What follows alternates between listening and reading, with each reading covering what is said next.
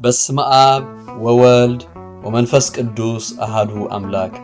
ስንክሳር ዘወርሃ ነሐሴ ዕለት 14 ነሐሴ። በዛ ዕለት እዚኣ አባ ስምዖን ሳሉሲ ዮሐንስ ዓርኩን ዕረፉ ሞቱ።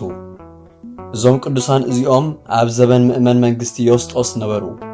አቦታቶም ከዓ ሃብተማትን ክቡራትን ነበሩ። በዓል መስቀል ኣብ ቅዱሳት መካናት ክሰግዱ ኢሎም ናብ ኢየሩሳሌም ከዱ። ስርሖም ወዲኦም ኣፍራሶም ተወጢሖም ንዓዶም ክምለሱ ከለዉ ናብ ኢያሪኮ ቀረቡ። ዮሐንስ ከዓ ነቲ ኣብ ገምገም ዮርዳኖስ ዘሎ ናይ መነኮሳት ኣድባር ምስ ረኣዮ ንስምዖን አንተ ሓወይ ኣብዛ ኣድባራት እዚ እኮ መላእኽቲ እግዚአብሔር ይሓድሩ እዮም በሎ። ስምዖን ድማ እሞ ንሕና ክንሪኦም ንኽእል ዲና በሎ። ዮሐንስ ከዓ ንሕና ከምኦም እንተኮይና ደኣ እወ ንሪኦም በሎ። ብድሕሪዚ ካብ ኣፍራሶም ወሪዶም ነቶም ኣገልገልቶም ሃብዎም እሞ ንሕና ክሳብ ነርክበኩም ቀስ እናበልኩም ኪዱ በልዎም። ኣብቲ መገዲ ዮርዳኖስ ምስ ቀረቡ ከዓ ከምዚ ተባሃሃሉ። ጸሎት ንግበር እሞ ሓዴና ናብ መገዲ ዓድና ገጹ፣ ሓዴና ድማ ናብታ ገዳም መነኮሳት ተበጽሕ መገዲ ገጹ ንቁም። ዕጫ ነወድቕ እግዚአብሔር ዝሰመሮ ከዓ ይኹን ተባሃሃሉ። ካብኡ ስምዖን ናብ መገዲ ዮርዳኖስ፣ ዮሐንስ ከዓ ናብ መገዲ ዓዶም እተርኢ ቆሙ። ዕጫ ምስ ኣውደቑ ድማ እቲ ዕጫ ናብ መገዲ ዮርዳኖስ በጽሐ። ንሓድሕዶም ተሓቋቒፎም ተሰዓዓሙ እሞ ተሓጒሶም ከዓ ናብ መገዲ ዮርዳኖስ ከዱ።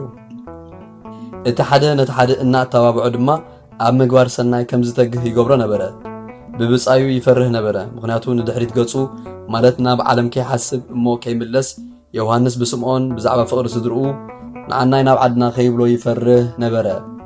ስምዖን ከዓ ብዮሐንስ በቲ ግዜቲ ጽቡቕቲ ሰበይቲ ተመሪዑ ስለ ዝነበረ ይፈርህ ነበረ። ብድሕሪዚ ከምዚ እናበሉ ናብ ጎይታ ጸለዩ።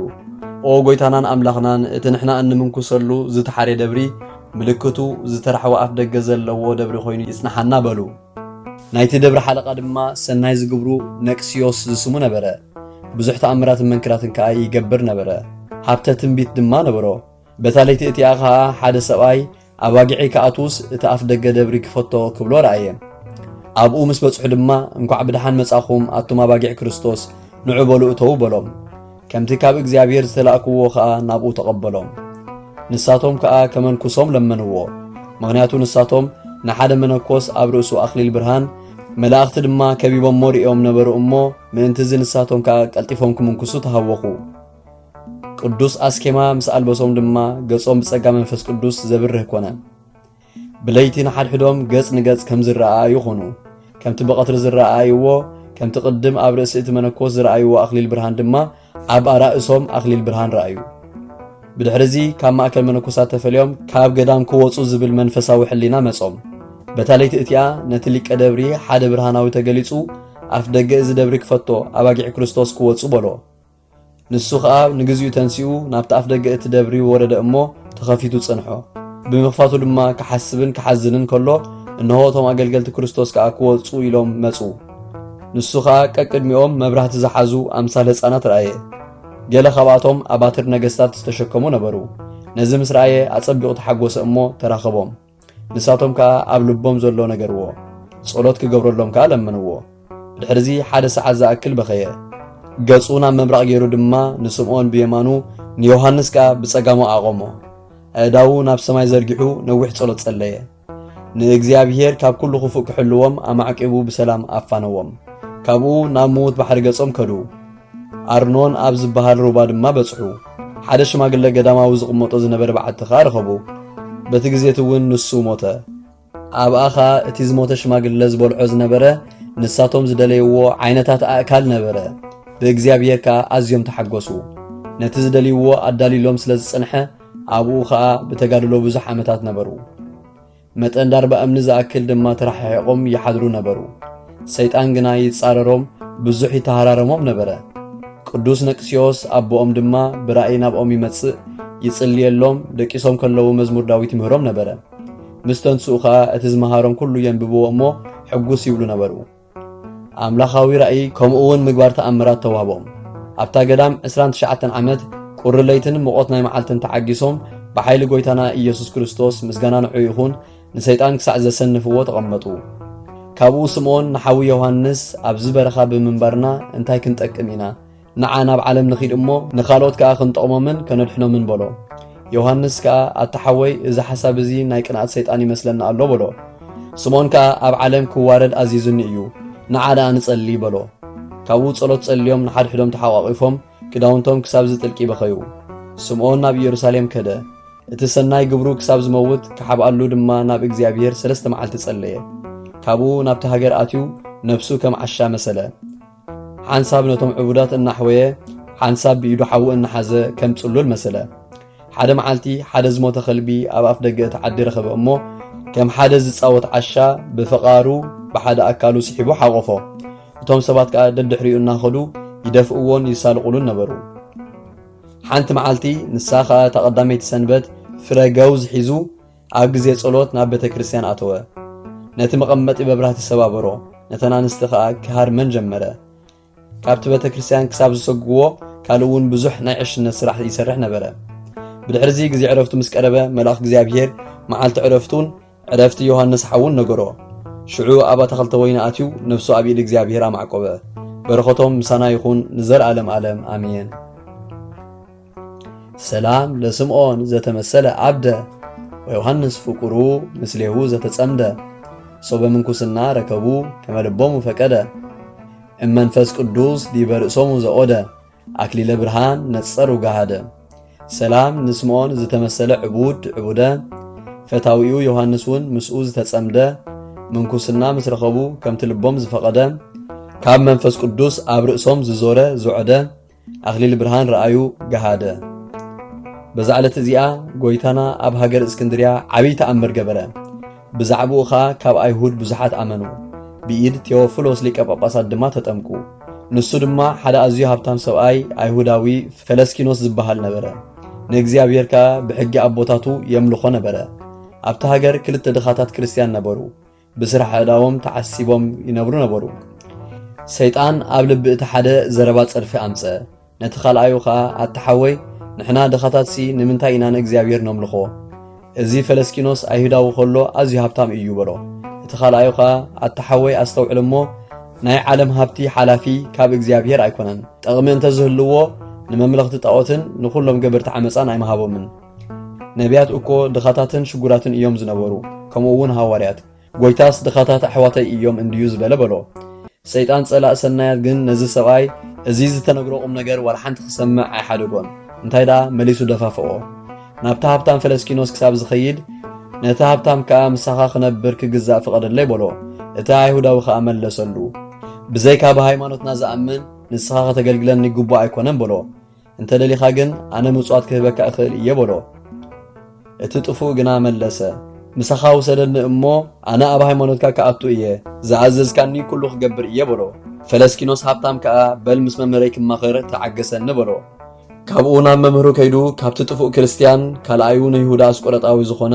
ዝበሎ ነገሮ እቲ መምህሩ ከዓ ነዚ ሃብታም ሃይማኖቱ እንተክሕዱ ንክርስቶስ እንተክሕድዎ ተቐበሎ በሎ ንሱ ከዓ ተመሊሱ ነገሮ እቲ ድኻ ድማ በዚ ምኽርዚ ሰመረ ተሰማምዐ ሒዝዎ ናብ ምኩራብ ከደ እቲ ሓለቓ ምኩራብ ከዓ ነዚ ምስኪን ኣብ ቅድሚ ኩሎም ኣይሁድ ሓተቶ ብሓቂ ዶ ንጎይታኻ ትክሕዶ ኢኻ ኣይሁዳዊ ከዓ ክትከውን በሎ እወ ንጎይታ ኢየሱስ ክርስቶስ እክሕዶ በለ ምስጋና ንጎይታ ይኹን ኣብ ቅድሚ ኣይሁድ ኣብ ልዕሊ ድኽነት ስግኡ ድኽነት ነፍሲ ወሰኸ እቲ ሓለቆም ከዓ መስቀል ናይ ዕንፀይቲ ክገብሩ ኣዘዘ ከምኡ ገበሩ ኣብቲ መስቀል ከዓ ከምቲ ቅድም ዝሰቐልዎ ስእሊ ጎይታና ገበሩ ካብኡ በትሪ ኣብኣ ከዓ መፂት ዝመልአ ሰፍነግ ኣተሓዝዎ ኩናት እውን ሃብዎ ክፍትንዎ ኢሎም ከዓ ኣብ ገጹ ጥፍ በለሉ በልዎ እዚ መፂት ከዓ ኣብ ኣፉ ኣቕርበሉ ኦ ክርስቶስ እወግኣካ ኣለኹ እናበልካ ውግኣዮ በልዎ ንሱ ከዓ እቲ ጥፉእ ካብኣቶም ተቐቢሉ ዝኣዘዝዎ ዝኾነ ኩሉ ገበረ ብኢዱ ምስ ወግኦ ካብኡ ኣብ ምድሪ ክሳብ ዝበጽሕ ብዙሕ ደምን ማይን ወፀ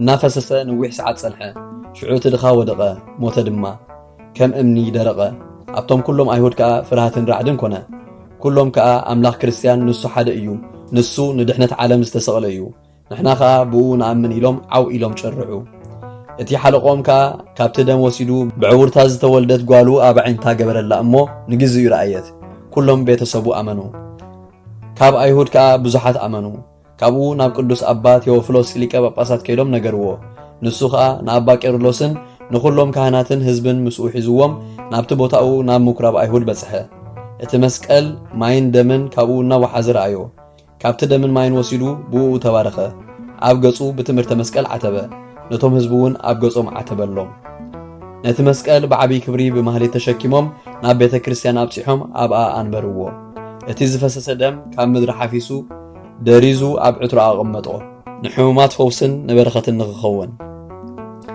ካብኡ ፈለስኪኖስ ሊቀ ጳጳሳት ሰዓቦ ቤተሰቡ ከዓ ኩሎም ምስኡ ካብ ኣይሁድ እውን ብዙሓት ብጎይታና ኢየሱስ ክርስቶስ ኣመኑ ቀዳሞት ኣቦታቶም ዝስቀልዎ ምስጋና ንዑ ይኹን ብስም ኣብን ወልድን መንፈስ ቅዱስን ሓደ ኣምላኽ ጥምቀት ክርስትና ኣጠመቆም ካብኡ ኣብ ጸሎት ኣሳቲፉ ምስጢራተ ቅዱሳት ሃቦም ንእግዚአብሔር እናመስገንዎ ከዓ ናብ ኣባይቶም ኣተው ምስጋናን ክብርን ናቱ ዝኾነ ኣምላኽና ንዓናውን ካብ ኩሉ ክፉእ ብሓይሊ መስቀሉ ይሓልወና ንዘለዓለም ዓለም ኣሜን ሰላም እብል በአምሃ ወሰጂድ ለተአምራቲሁ ክቡድ እስከ አምኑ ቦቱ ጉባኤ አይሁድ እምሃበረ ገዞ ብእስየ ሃግሎ ካህድ አውሃዘ ደመ ወማየ መስቀሉ ለወልድ ሰላም እብል በአምሃ ብሰጊድ ንተአምራቱ ክቡድ ክሳብኡ ዘአምኑ ጉባኤ አይሁድ ካብቲ ዝወግኦ ሰብኣይ ናይ ጥፍኣት ናይ ካሕድ ደምን ማይን አውሓዘ መስቀሉ ንወልድ በዛ ዕለት እዚኣ መዘከርታ ድምጥያ ሰማዕት እያ ንሱ ገባር ተአምር ምስ ደቂ መዛምርቱ በአእማን ዝተደብደበ እዩ በረኸቱ ምሳና ይኹን ንዘለዓለም ዓለም አሜን ሰላም እብል ለአቢ ትምህርቱ ፈውስ እውር ዘኮነ ወመንስኤ ጽኡር እምናአራቱ ለድምጥያ ሰላም ወምስለ ሄራን አርድእቱ ኮኖ መቃብረ ለዓለም ቤቱ እስመ ወገርዎ በአእማን ውስቴቱ ሰላም እብል ንዓቢ ትምህርቱ ፈውስ እውር ዝኾነ መተንስእ ጽዑር እውን ካብ ዓራቱ ንድምጥያ ሰላም ምስቶም ሕያወት አርድእቱ መቃብር ኮይንዎ ንዘለዓለም ቤቱ ቀጥቂጦሞ እዮም በእማን ክሳብ ተሓልፍ ህይወቱ በዛ ዕለት እዚኣ ቅዱስ ባሲሎስ ሰማዕትነት ተቐበለ ነዚ ቅዱስ እዚ ጎይታና ኢየሱስ ክርስቶስ ኣብ ቤት ማእሰርቲ ከሎ ተራእዮ እንሆ ሰማዕትነት እትቕበለሉ ግዜ በፂሑ እዩ እሞ ነዝማድካ ተፋነዎም በሎ ካብኡ ነቶም ወተሃደራት ምስኡ ናብ ቤተሰቡ ክኸዱ ሓተቶም ምስኦም ከይዱ ድማ በታለይቲ እቲኣ ነዲኡን ንቤተሰቡን ክፋነዎም ሓደረ ንጽባሒቱ መሊሶም እናወቕዑ ኣብ ማእከል ክልተ ኣዕኑድ ኣሰርዎ ናይ ሓደ ሓፂን ቅትርቲ ገይሮም ኣብ እጋሩ ክሳብ ዝሰጥም ከም ጫማ ገበርሉ ብዙሕ ደም ከዓ ፈሰሶ ዝረኣየ ዝኾነ ኩሉ ይበኸሉ ነበረ ካብኡ ኣብ ደረቕ ዕንፀይቲ ኣሰርዎ ሽዑ እታ ኦም ለምለመት ሰባት ጫፍ ክዳኑ ክትንክፉ ክደፋፍኡ ከለዉ ምስ ረኣዩ ከምኡውን ኣብ ልዕሊ ብዙሓት ሕሙማት ተኣምራት ዝግበር እዮም ካብኡ ናብ ሃገር ጤግሮስ ብመርከብ ወሰድዎ እቶም ወታደራት ከዓ ከይትመውት እኽሊ ብላዕ በልዎ ንሱ ከዓ ብፁዕ ባሲሎስ ኣነስ ካብ ሰማያዊ ብልዒ ጽጉብ እየ ምድራዊ ምግቢ ኣይደልን እየ በሎም ንጽባሒቱ ናብ መኮንን ኣብጽሕዎ ንሱ ከዓ ንኣማልኽቲ ሰውእ በሎ ቅዱስ ባሲሎስ ከዓ መለሰ ኣነስ ንኣብን ንወልድን ንመንፈስ ቅዱስን ሓደ ኣምላኽ መስዋዕቲ ምስጋና እስውእ በሎ መኮንን ከዓ ናብ ቤት ኣማልኽቱ ከእትውዎ ኣዘዘ ቅዱስ ባሲሊቆስ ኣትዩ ቆይሙ ናብ ጎይታ ጸለየ ሓዊ ካብ ሰማይ ወሪዱ ንጣዖታት ኣቃጸሎም መኮንን ፈሪሁ ሃደመ ደገ ወፀ ተቆጥዐ ድማ ሽዑ ነዚ ቅዱስ ክቐትልዎ ኣዘዘ ንሱ ከዓ ንእግዚአብሔር ኣመስገኖ ካብኡ ርእሱ ቆረጽዎ እቶም ኣብኡ ዝነበሩ ንነፍሱ መላእኽቲ ከዕርግዋ ከለዉ ርኢና እያ ንጎይታና ኢየሱስ ክርስቶስ እውን ምስጋና ንዑ ይኹን ካብ ሰማይ ክጽውዖ ከሎ ባስሊቆስ ሕሩይ ናባይ ደይብ ኣነ ዝበልኩኻ ኩሉ ክፍጽመልካ እየ ኣይጠልመካን እየ ክብሎ ርኢናዮ በሉ بخمزي سمعتنو تفتصمه بركته مسانا يكون نزل عالم عالم امين سلام لباسيليقوس زارعي منكره باسرو صوص يبوس انت اديهو تعسره كابني دهره بسيف تمتره واستمك ابرو بلتزرو اتره بقوله صبيحه وفري سموره سلام لباسيليقوس زارعي منكره بململام نقصوم اب إلوز تعسره كالايون بسيفي مستمتره عم مقابرو مصدرو عتره نجزيو بقوله فريون سموره زغربكو ومهليت الزخاخيره الاف كابتما زوتيروم زغلغلوخا كل جزيب زي معراف اندخ نبب تقبل ناي دخنتي مصحف زغبركا غويتا نايتا مبلت مبا وكوف كابزاتو هابتمات ناي هابتوم ترف قدوسان نبيات حوارياتون سباخان سماتات مصادقان دناغل كا منكوساتون هيران باروخوت باروخو محبر زقدست بيت كريستيان كاب زعابي يشماغله كساب زناقسه هصان نزصحفو بمصحف نزصحفون بمدراس نزنببو نزترجمو بلسان حديث نقالون زسمعه باذن منفس بصلوت اديو مريم عرقيتك كل مباس احبيرو يمحرنا يسوع كريستوس سلام نعخوم صادقان مسمايت زعرفكم بزالهم علات نعلم زسنفكم يخم نسخاتكم بكل تعجزت عبك المفتقري لمنو بكل ساعات بزي كان السحان عنا كي وصلنا موت سلام نعهم نايز على تزياز أركان كلكم صبوتن أنستن ببا أسماتكم قدسان سماين مدرن محبر سلاسين السخم من انت مريم أديو ذكرونا بصلاتكم نغط حلونا تمحسينا قالونا بناي كريستوس دام